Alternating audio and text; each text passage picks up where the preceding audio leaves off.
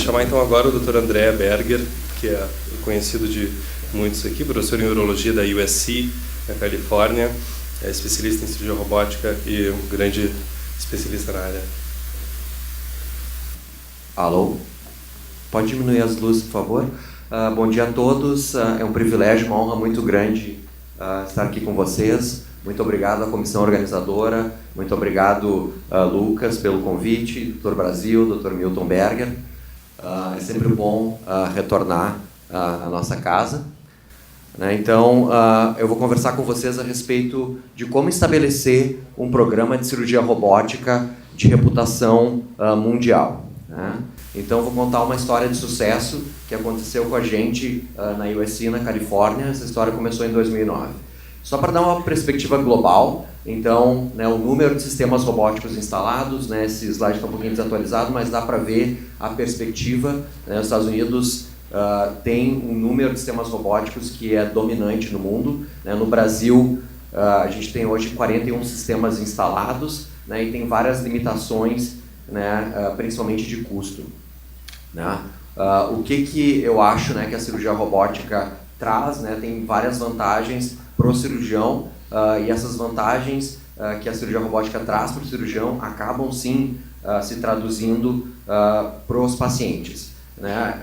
Antes, para fazer cirurgia minimamente invasiva, para fazer cirurgia laparoscópica, você precisava de cirurgiões muito experientes com muito volume que concentravam todos esses volumes, então os casos complexos realmente ficavam restritos a grandes centros, como o Dr. Pavlovich mencionou, Dr. Cavus, Dr. Gil, eram pessoas que realmente dominavam esse mercado. Com a cirurgia robótica, isso se democratizou e mais cirurgiões no mundo inteiro conseguem sim fazer cirurgias mais complexas e automaticamente você consegue oferecer essa tecnologia para mais pacientes.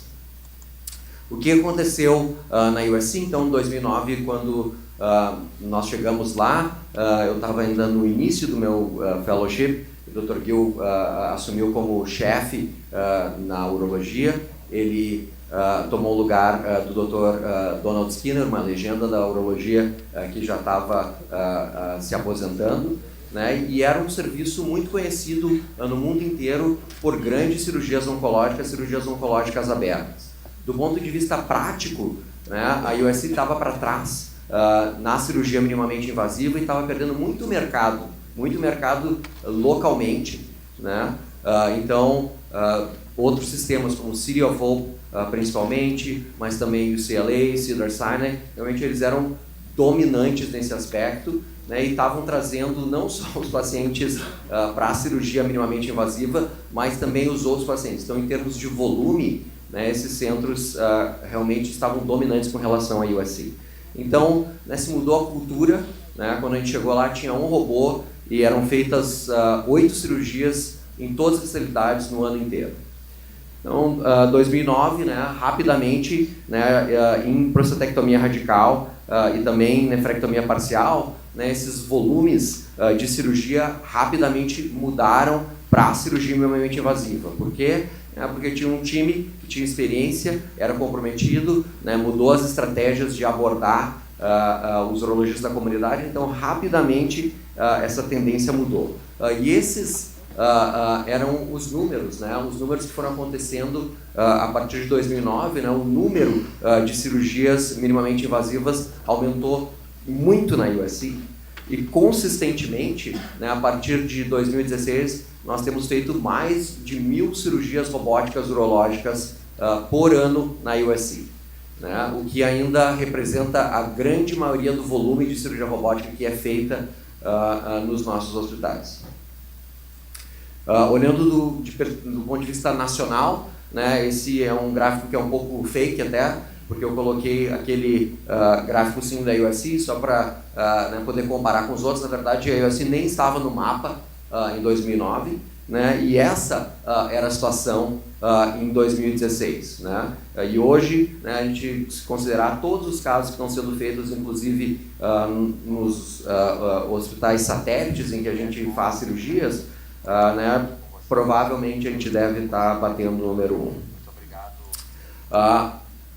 Como que se conseguiu chegar nesse volume? Como você conseguiu chegar nesse nível de expertise? Então, basicamente, né, você precisa, né, de um time que seja comprometido com isso, né, você precisa de um time que tenha expertise e tenha muita vontade de fazer as coisas acontecerem, né, e realmente explore os limites da tecnologia sem comprometer a qualidade do atendimento para o paciente. Do ponto de vista de cânceres, né, então, carro-chefe da urologia, câncer de próstata, né, e várias aplicações em câncer de próstata, câncer de rim, né, as nefrectomias parciais. Né, o nosso time já era conhecido muito por nefrectomias parciais minimamente invasivas. Câncer de bexiga, né, temos um dos maiores volumes de câncer de bexiga como um todo, né, ainda as cirurgias abertas predominam, mas o nosso volume de cirurgias robóticas para câncer de bexiga tem crescido anualmente, né? Então, estamos fazendo mais ou menos 80 cistectomias robóticas, e todas as cistectomias robóticas que são feitas na USC são reconstruídas roboticamente, ou seja, as derivações são feitas de maneira intracorpórea. Câncer de testículo, né, tem menos pacientes, então você acaba tendo menos casos. Câncer de pênis não é uma realidade nos Estados Unidos, então, né, o espaço para se usar a cirurgia robótica para a linfadenectomia é pequeno. Tem indicações benignas, eu gostaria de destacar aqui, né, a cirurgia para hiperplasia de próstata, para glândulas gigantes, e também outras cirurgias reconstrutivas, como sacrocolvexia, são maneiras também de você construir programas de cirurgia robótica. Então, basicamente, no rim, né, você pode usar, sim, a cirurgia robótica para fazer casos mais complexos, e, inclusive, nesses casos mais complexos, muitas vezes a cirurgia robótica auxilia bastante. Isso aqui, né, é um caso avançado, paciente com tumor no rim direito e um trombo na cava. Então, né, isso é realmente muito desenvolvido pelo Dr. Gil. Cirurgias avançadas para câncer de rim, nefrectomia radical, com também remoção de trombo em veia cava, né? Então, se segue exatamente os passos da cirurgia aberta, né? A gente não usa nenhum atalho, se segue exatamente os passos da cirurgia aberta, e a gente, em muitos casos, consegue sim usar essa tecnologia para casos avançados como esse.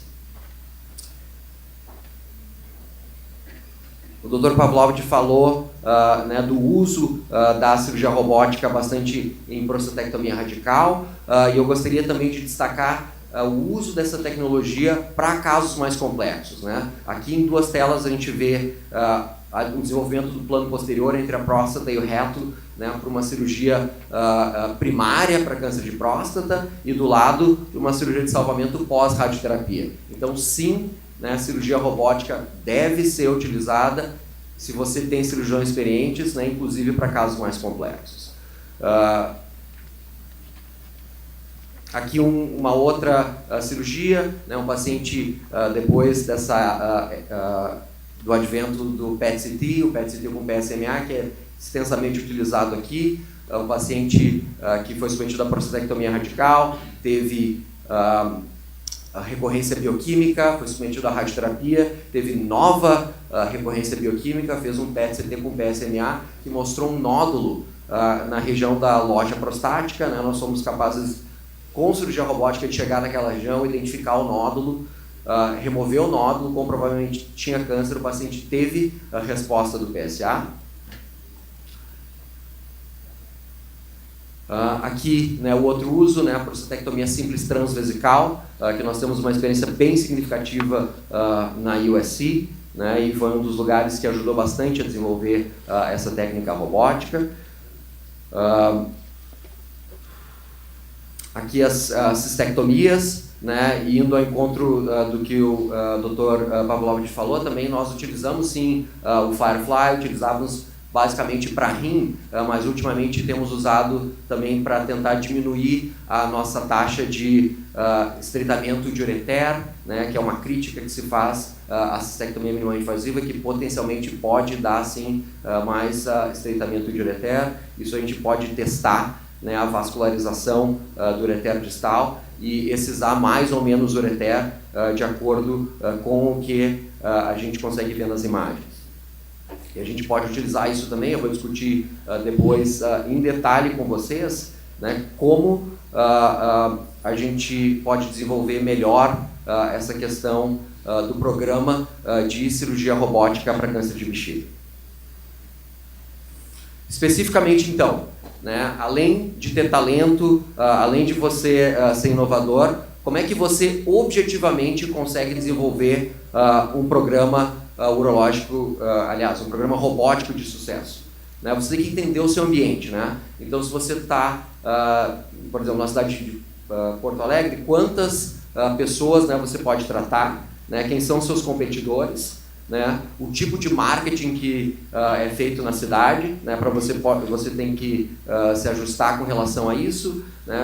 Ver o que você pode fazer, o que você não pode fazer, o que seus competidores fazem ou não fazem, qual o engajamento dos médicos no seu sistema, eles são contratados no seu hospital, eles são independentes. Aqui a gente sabe que na realidade do Brasil a maioria dos médicos são independentes, trabalham em vários hospitais, né? E a gente tem que entender também quem é que vai pagar por isso, né?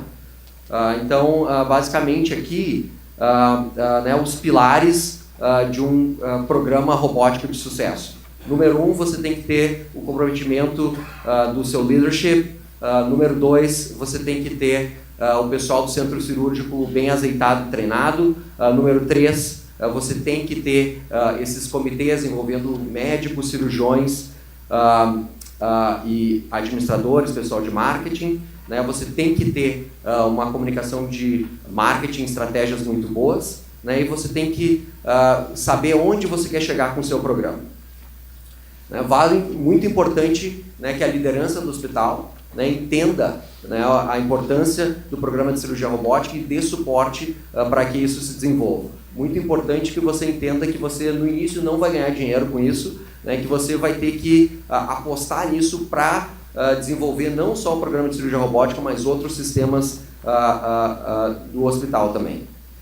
Você tem que decidir o que você vai fazer, se você vai alugar um robô, né, que hoje em dia a maioria dos robôs no Brasil são alugados, isso viabiliza um pouco mais a questão da cirurgia robótica aqui, né, e se você vai comprar, qual o sistema que você vai comprar, ou quais sistemas, né, e já planejar na frente, né, se você tem um robô hoje, quantos casos você quer fazer, né, onde que você quer chegar. O ideal, né, é que se tenha uma sala cirúrgica dedicada para o programa de cirurgia robótica, né, e que né, a infraestrutura esteja lá. Coisa muito importante dos pilares é o engajamento do time cirúrgico, né? Então você precisa, sim, em todos os níveis, né, nível administrativo, nível dos médicos, nível do pessoal da enfermagem, nível do pessoal técnico, né, essas pessoas têm que estar empoderadas e elas têm que estar engajadas no programa. Basicamente, né, no centro cirúrgico, o que você precisa? Você precisa 2 cirurgiões, um técnico de enfermagem, pelo menos, que seja especialista nessa área de cirurgia robótica, e o pessoal de anestesia treinado, né, além de uma enfermeira coordenadora que vai ajudar a desenvolver bem esse processo. Você precisa ser eficiente, né, você precisa melhorar os processos, porque o tempo cirúrgico ele vai impactar muito, muito no custo. É importante ter os comitês, né, em que as várias especialidades vão estar interagindo, vão ver quais são as necessidades, vão se ajudar, né? E nesses comitês é bom você ter cirurgiões líderes, né? Então você precisa basicamente, né, dos seus melhores médicos, né, dos seus melhores funcionários para que o programa de cirurgia robótica se desenvolva de uma maneira adequada. É bom você ter um plano também, né? Então, quais especialidades vão começar, quais os procedimentos que vão ser realizados no início, né? É importante que você tenha, né, pessoas experientes já, e é mais importante também que você utilize aqueles procedimentos do início que as pessoas que vão estar envolvidas no programa têm bastante experiência em realizar, né? Porque você minimiza a chance de complicações e você provavelmente vai tornar seu programa mais eficiente. Como é que você engaja os médicos, né? Como é que você envolve mais médicos nesse programa, né? Uma maneira de fazer isso né, e uma maneira justa de fazer isso, é como a gente faz também para os nossos fellows e residentes. A gente tem um programa de treinamento estruturado, ou seja, procedimentos chaves na urologia, prostatectomia radical e nefrectomia parcial, né, a gente divide esses procedimentos em etapas fáceis, médias e difíceis. Conforme as pessoas vão progredindo nessas etapas fáceis, elas vão realizando as etapas médias e depois as difíceis, e depois vão fazendo o procedimento como um todo, né? Quando está seguro e eficiente, eles podem fazer os procedimentos sozinhos. Parte importante também do estabelecimento do seu programa de cirurgia robótica é você, né, ter a estratégia de marketing definida. Qual que é a estratégia de marketing? Né, realmente se posicionar no seu ambiente, é realmente você ter materiais explicativos, é você divulgar, sim, para a comunidade, né, né, para as pessoas que você está oferecendo serviço, as coisas que você pode fazer, né? O programa de cirurgia robótica, né, como um todo, ele pode trazer outras coisas além da cirurgia robótica em si, né? E eu vou mostrar isso, né, com exemplos práticos, né? Então, outras cirurgias, né, vão vir para o seu hospital, né? Outros pacientes não cirúrgicos que vão utilizar outros serviços vão vir também pela percepção que o hospital está up to date com tecnologias novas. Né? Como é que você faz essas estratégias e se posiciona do ponto de vista de mercado, né?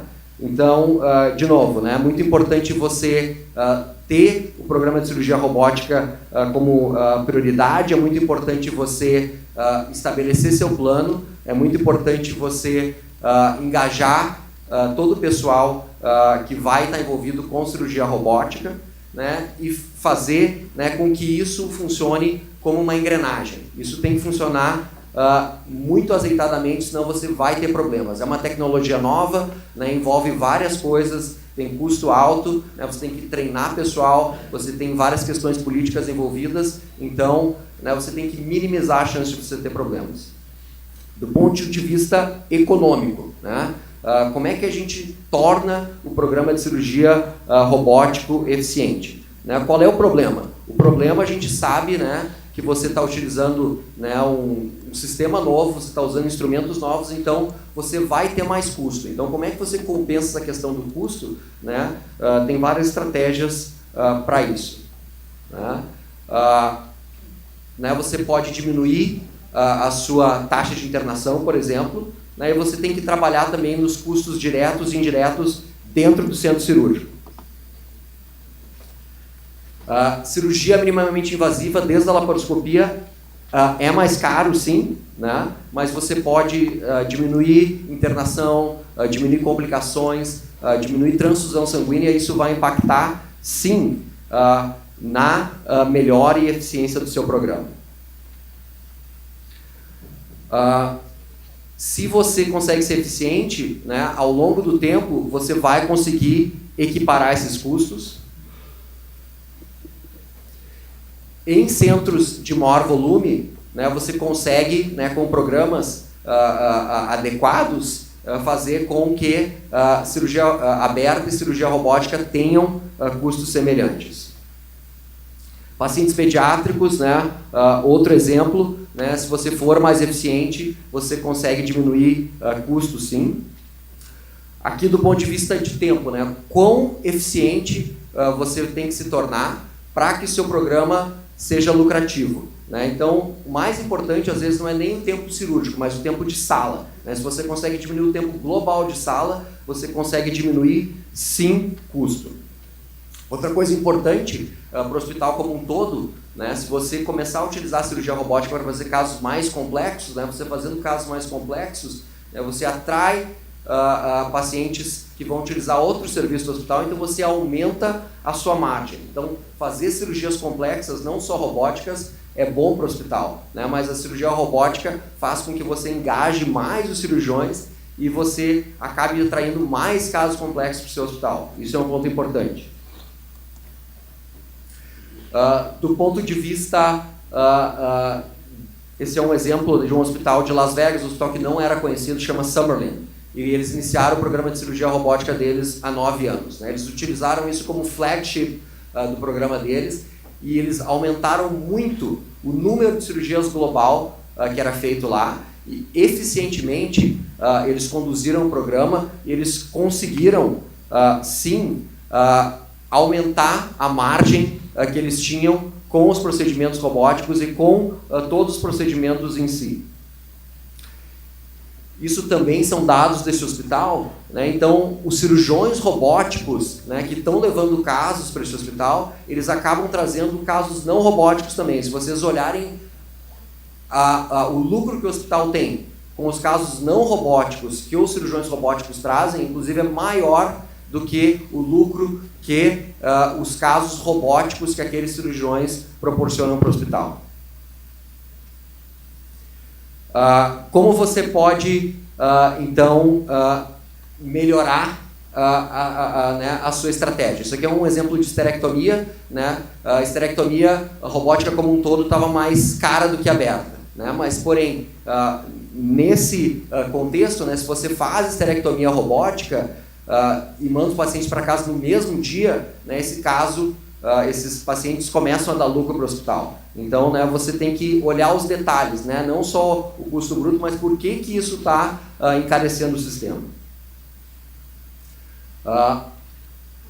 Né, então, as oportunidades ali, né, como é que você, para os pacientes que vão ficar mais tempo, como é que você melhora, né, o cuidado dos pacientes para eles irem para casa mais rápido e para diminuir o custo da internação, né, e como é que você aumenta o número de cirurgias de pacientes que vão para casa no mesmo dia.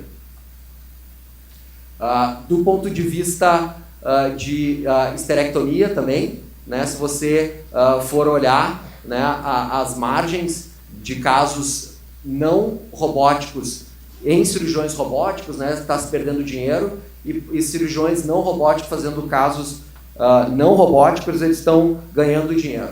Mas se você for olhar em detalhes, né, tem muita variação também. Né? Então, como é que um cirurgião vai trazer, no mesmo caso, né, uma margem para o hospital de $120, né, e um outro cirurgião vai trazer uma margem para o hospital de quase $7.000. Né? Então, como é que você integra esse sistema, como é que você integra esses médicos e como é que você, né, estandariza isso para que né, seja mais eficiente para você, né, para o cirurgião em si, mas também para o hospital. Especificamente para o Brasil, né, como é que eu vejo se estabelecer um programa robótico de sucesso? Né, três pilares básicos: volume clínico, educação e pesquisa. Né, como é que você consegue mais volume clínico no Brasil? Capacitação de profissionais do corpo clínico, né, iniciativas de marketing, a gente discutiu algumas coisas, né, pode fazer várias coisas. Né, anúncios na televisão, rádio, trazer o robô numa conferência, né, ou o simulador e deixar ele fora para que as pessoas possam utilizar, ou dentro do seu hospital. Né, uma iniciativa que a gente fez na USC, até acabou não nos trazendo nenhum paciente, mas a gente levou um robô num jogo da USC que tinha 80 mil pessoas, então as pessoas, né, pelo menos sabiam que tecnologia robótica estava sendo utilizada. Né, são coisas importantes, você tem que sentir o mercado, sentir o que funciona. Algumas coisas você vai experienciar e vão funcionar, e outras coisas não vão. Né? Uma coisa importante, né, para o programa de cirurgia robótica no Brasil, né, que você tem nessas limitações de custo, né, é realmente até proctoria permanente, né, você ter, né, cirurgiões que conseguem ajudar os outros a se estabelecerem, né, e com isso, né, aumentar a qualidade e o volume do programa. Do ponto de vista de educação, né, você pode fazer parcerias internacionais, né, a USC é um exemplo, o Johns Hopkins é um outro exemplo que tem programas internacionais muito fortes. Né, fazer dentro da sua instituição cursos de capacitação, como o Dr. Milton estava falando, né, você integra outros médicos na comunidade. Né, você pode, né, facilitar que seus cirurgiões vão conhecer outros serviços mundo afora. Do ponto de vista de pesquisa, desde o início, como está sendo feito aqui no Hospital de Clínicas, coletar dados, né, esses dados podem ser utilizados para publicações, podem ser utilizados para projetos multicêntricos, né, trazendo novas tecnologias para o hospital. Você automaticamente vai aumentar a percepção do hospital como hub de desenvolvimento de novas tecnologias. Esses são exemplos de parcerias de sucesso que nós temos feito no Brasil. Então, a USC, parceria com os hospitais da Redditor, que hoje é o maior dono, né, de robôs no Brasil, tem a metade praticamente dos sistemas instalados no Brasil. O Hospital de Clínicas, né, nós temos uma parceria de longa data, e também agora o Hospital Moinhos de Vento, né? Então, né, essas estratégias sim, né, podem funcionar no nosso contexto.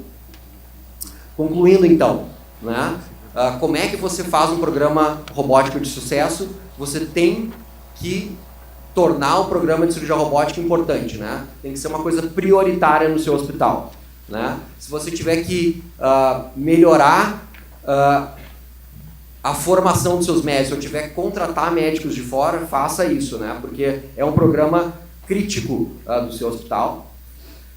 Se você for eficiente, né, e você tiver volume, você pode sim ter lucro com a cirurgia robótica, mas fundamentalmente pode ter lucro com as coisas que a cirurgia robótica vai agregar para o seu sistema, né? E isso vai ao encontro desse halo benefit, ou seja, né, você vai trazer outros business e outros serviços que não estão sendo realizados no seu hospital no momento, né? E se você quiser melhorar e ser mais efetivo e mais rápido na implementação dessas coisas, você pode realizar parcerias com centros que já tenham experiência estabelecendo esse tipo de programas. Muito obrigado.